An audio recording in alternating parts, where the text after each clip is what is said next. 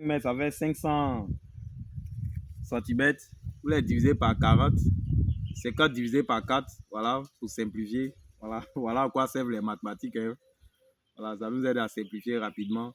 Vous allez avoir autour de 12,5 centimètres entre les lignes, ce qui est bon. Parce qu'on avait dit entre 10 et 15 centimètres. Et ici, on a 12,5. On aura des lignes ici, par exemple. Quand on regarde, on sait qu'on a 15. Voilà, on a 15. Ici, par contre, on a 12. Ça va 12. Bon, c'est par expérience. Parce qu'en animation rurale, il ne faudrait pas trop embrouiller les, les producteurs, mais les jeunes producteurs qu'on veut suivre avec des calculs. Il faut prendre des mesures qui sont au milieu. Par exemple, ici, nous avons pris notre pouce et le majeur. Voilà, quand on fait ça, voilà, ils savent que ils peuvent avoir cet écartement qu'ils vont mémoriser et puis faire des droites parallèles. Voilà. Donc voilà un peu le travail qu'on a eu à faire. Et nous avons une autre 40 lignes de sémis. Voilà un peu, un temps soit peu, le travail qui est abattu. Donc ici, le jeune producteur que nous allons suivre, voilà, sur lequel nous allons nous appuyer pour pratiquer un peu nos techniques d'animation, nos techniques de coaching en milieu rural. Il dispose d'une terre de 0,25.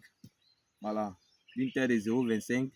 Et nous lui avons conseillé de prendre la semence de 0,25, environ 50 grammes. Il tient à faire de la tomate.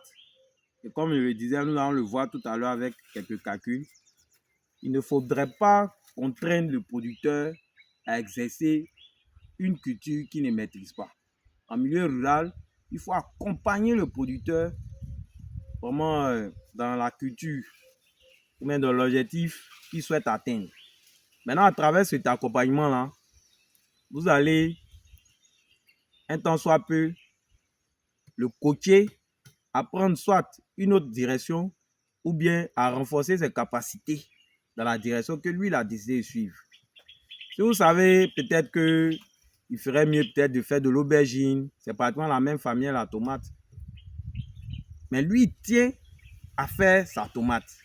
Ok, vous allez lui donner le meilleur de lui-même, l'amener à donner le meilleur de lui-même, faire la tomate. Il ne va pas faire la tomate comme il le faisait autrefois, mais il va continuer il va plutôt commencer à faire la tomate comme il doit le faire, c'est-à-dire selon des normes, des bonnes pratiques agricoles que vous allez lui inculquer.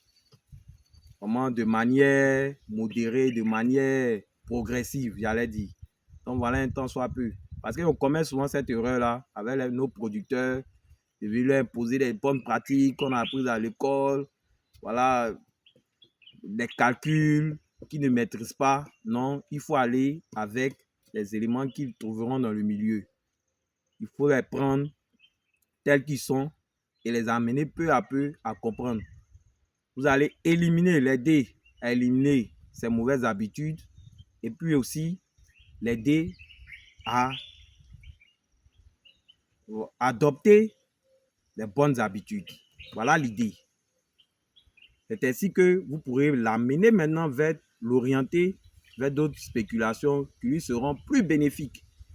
Mais d'un certain temps, vous allez voir, il démarre toujours. S'il dit qu'il veut faire du maïs, par exemple, non, moi je fais du maïs, tout le monde fait du maïs dans le village, ça marche. Vous partez, si sa terre répond un temps soit peu à la culture du maïs, c'est passé, c'est le premier critère. Si la terre ne répond pas à la culture du maïs, on ne fait pas du maïs. On monte, on descend, on ne fera pas du maïs.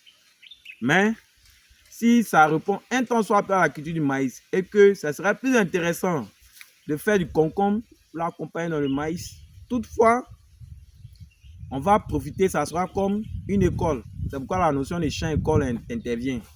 Voilà, ça sera un laboratoire pour lui. Il va appliquer toutes les bonnes pratiques. Vous allez lui dire, ok, j'aurais voulu que tu fasses un peu d'aubergine parce que la terre répondra mieux à l'aubergine. Mais comme tu tiens à faire du maïs et que on peut aussi faire du maïs sur cette terre, n'y a pas de problème, on va t'accompagner. Mais sois prêt vraiment parce qu'on va te coacher comme ce doit. Tu vas appliquer toutes les bonnes pratiques agricoles qui s'imposent. Bien sûr, il faudrait son accord. Quand il aura son accord, vous allez passer maintenant à la phase de compte d'exploitation. Voilà. Il faudrait qu'il sache à quoi s'en tenir. Donc voilà un tant soit peu ce qu'on voudrait dire. Je vous remercie.